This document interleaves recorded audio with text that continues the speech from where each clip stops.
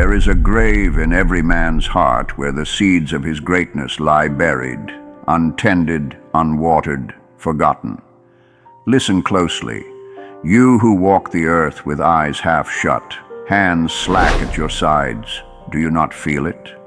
The gnawing, the silent scream of what might have been. Every man carries within him a garden, a sacred plot where the seeds of his highest self were sown by Providence itself. Yet most let the soil grow hard, the vines wither, the fruit rot before it ever knows the sun. What tragedy is greater than a life unlived? What hell more cruel than the knowledge that you could have been, but chose instead the slow death of comfort, the narcotic drip of excuses? The world does not mourn your wasted potential, for the world is too busy honoring those who dared to till their soil, to bleed into the earth until it yielded something worthy of their suffering.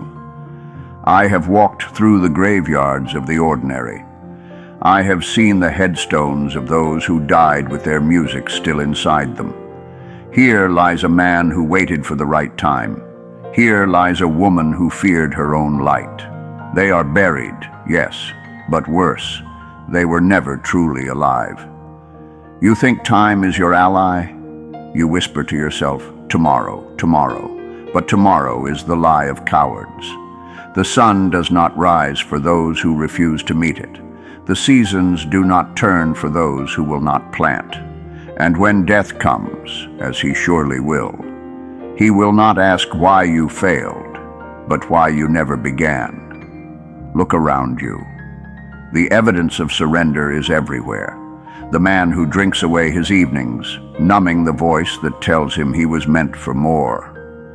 The woman who lets her dreams gather dust, trading her fire for the false warmth of others' approval. The youth who squanders his vigor, as if strength were infinite and time were not a thief. But you are still breathing. The garden is not yet lost. The seeds may lie dormant, but they are not dead. Break the earth. Tear open your hands if you must. Water the ground with your sweat, your tears, your defiance. Let the world see what grows when a man refuses to let his potential die untested. For the cost of unused potential is not merely a quiet life, it is a slow suicide. And the only epitaph you will earn is the one you write with your own surrender. Most men dig their graves with the shovel of routine, then lie down in them long before their hearts stop beating. Why delay is the murderer of destiny? The coward's prayer is always the same. Give me more time. But time is not a gift to the hesitant. It is a curse. I have watched strong men wither into shadows, not from lack of ability, but from the poison of waiting. They stand at the edge of the battlefield, polishing their armor, sharpening their sword, adjusting their helm, until the war ends without them. What are you waiting for? The perfect moment?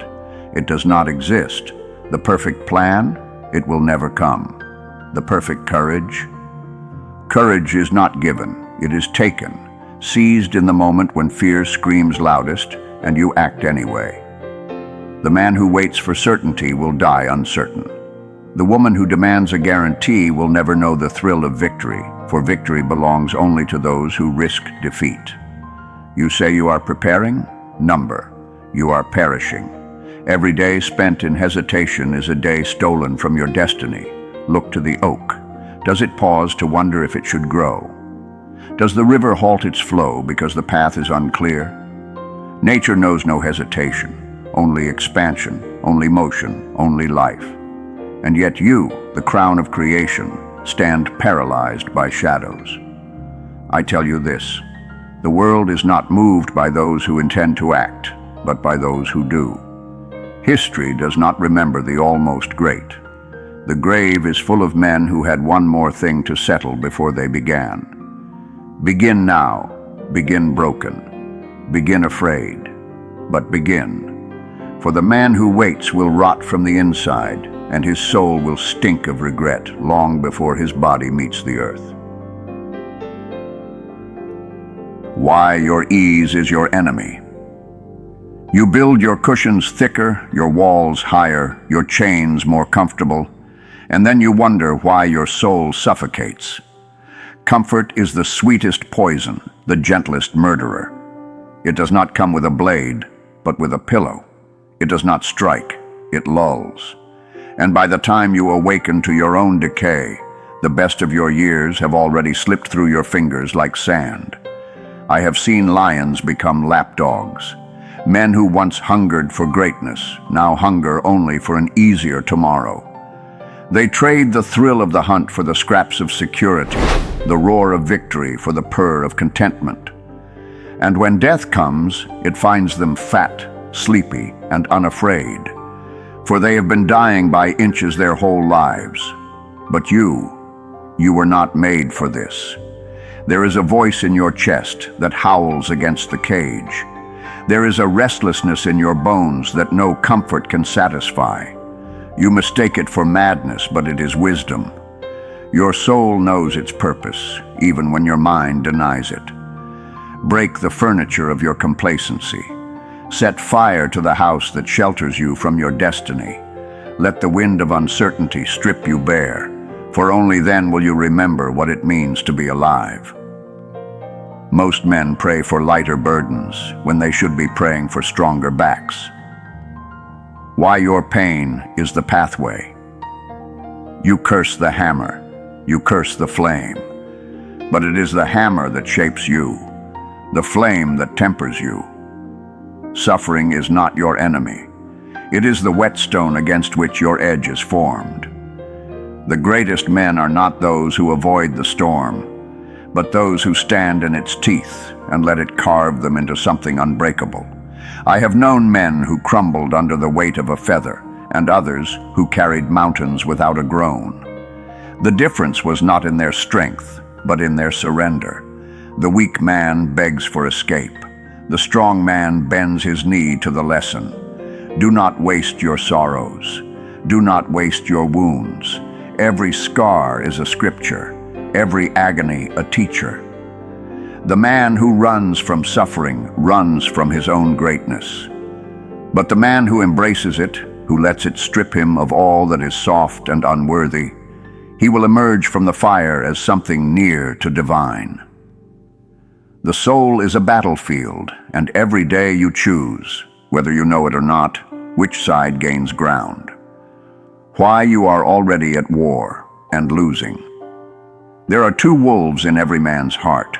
One whispers excuses, the other demands action. One craves indulgence, the other hungers for glory. And the tragedy is not that the battle exists, but that most men feed the wrong beast and wonder why they feel so hollow. You think your enemy is circumstance? Your enemy is you. The coward in you that would rather explain away failure than risk it. The sluggard in you that trades an hour of discipline for a year of regret. The liar in you that says, "This is enough," when you know damn well it is not. But hear me now. The war is not lost until you lay down your arms. Every morning you choose. Every moment you decide. And the man who wins the battle within need fear no enemy without. Beware the man who has nothing left to lose, for he is either the most dangerous or the most free. On the prison of others' opinions, you carry an invisible yoke, placed upon you by men whose names you'll forget by next winter. Their whispers rule you, their raised brows govern your steps, their potential disapproval stays your hand from greatness. Tell me, when did you sign over your soul to the court of fools? When did their hissing become your holy scripture? I have seen giants reduced to beggars, not by failure, but by the fear of what might be said about them in taverns and drawing rooms. A man who lets the opinions of lesser men dictate his life is no man at all. He is a marionette, dancing on strings held by hands too weak to grasp their own destiny. But there comes a moment, a sacred, terrible moment, when a man realizes the prison door was never locked, that the chains were made of paper, that the guards were shadows. Step into that truth, and you step into your power. Let them talk, let them scorn. While they waste breath on gossip, you'll be carving your name into the bones of history. The greatest lie ever told is that a man's worth is measured by what he owns, rather than what he has overcome. Why gold makes a poor god? You chase the glitter like a magpie, hoarding coins, deeds, baubles that will one day gather dust in a dead man's house. But wealth is a false prophet. It promises security but delivers only chains. It swears it will quiet your fears, yet the more you acquire, the louder they scream. I have dined with paupers whose souls shone like the sun, and walked past mansions where the owners sat in gilded misery. A man who defines himself by his possessions is like a man trying to quench his thirst by drinking from a painting of a well. True riches? A mind sharpened by struggle, a heart tested by fire, a spirit that has stared into the abyss and not blinked. These are the currencies that never devalue, the treasures no thief can steal. The rest? Kindling for the pyre of your vanity. Most men spend their lives polishing their masks, while their true face withers beneath it. On the slow death of inauthenticity, day after day, you carve yourself into shapes that fit others' expectations. The dutiful son, the respectable citizen, the agreeable fool. With each performance, the real you retreats further into shadow, until one morning you wake to find the mask has fused to your skin, and the man you were meant to be has starved to death in the dark. This is the great tragedy of our age. Not that men fail, but that they succeed at being someone else. I have watched brilliant minds play dumb to avoid outshining their betters, seen fiery spirits douse their flames to keep from burning polite society. Rip off the mask. Let it take flesh with it if it must. Better to stand naked in your truth than suffocate beneath a lifetime of lies. The world needs the real you, not another well-mannered ghost. A ship in harbor is safe, but that is not what ships are for. Why your safety is your downfall. You have anchored yourself in shallow waters, praising your own prudence while real men ride the storm. Yes, the waves are high beyond the breakwall. Yes, the deep is full of monsters. But what is the alternative? To watch your timbers rot at dock? To let your sails grow stiff with disuse? I tell you plainly, the man who makes safety his god will never know glory. Adventure, meaning triumph, these are found only where the map ends and the courage begins. Every day you stay tethered to certainty is a day your soul shrinks. Cut the lines, set your face to the horizon. Let the gales tear at your rigging and the waves test your seams. Even if you sink, you'll drown a man, not a barnacle clinging to the piers of mediocrity.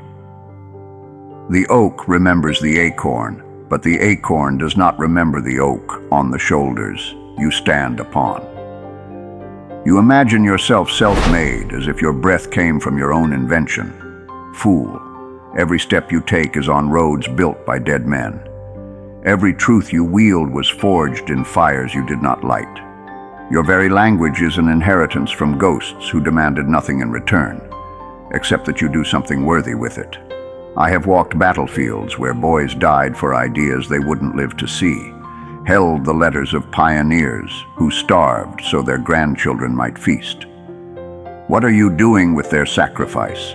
Squandering it on petty ambitions and digital distractions. You owe a debt you can never repay, but you can honor it. Building, create, fight, leave the ladder extended for those behind you. Anything less is theft from the grave. Then let these words settle like embers in your bones. May they smolder until you're compelled to rise. On becoming what you were meant to be. You are not a statue, but clay, still soft, still waiting for the artist's hand. Every morning the wheel turns. Every choice, every act of courage or cowardice shapes what you will become. Most die half-formed, lumps of potential never realizing their shape. Will you let the kiln of time harden you in mediocrity? Or will you fight to the last breath, to become the masterpiece hidden in the marble of your soul?